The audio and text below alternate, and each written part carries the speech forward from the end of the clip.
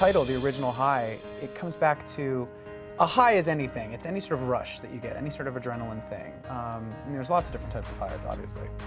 And that's what that title song is about. And a lot of the times, you feel that rush once and you can never recreate it, but you keep on trying.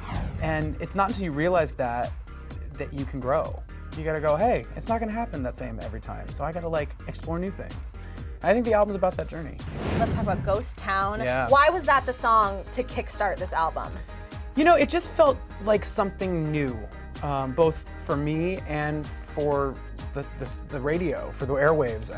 It's something, it's familiar in certain ways, but it's like schizophrenic. It's like two different beasts coming together and mixing together. So it's, I just liked how daring it was that way. And also on a personal level, I thought the lyric was something that people will relate to, no matter who you are. My heart is a ghost town. This is your first album with Warner Brothers. Yeah. Let's talk about leaving RCA. You know, I feel like a big part of my career has been doing other people's music, and I really love that.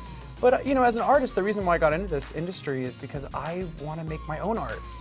That's part of what makes me tick. That's part of what I love about it. And so when I was asked to do a covers album and that was the only option I was given, I was like, all right, thanks for everything, guys. I'm gonna go somewhere else.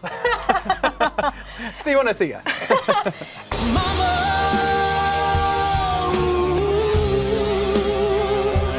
I want to talk a little bit about the Queen tour because that was such a big part of your story for the last year. What was the biggest takeaway that you had from that whole experience? What's great is they are a rock band and a classic rock sound, but they're also pop.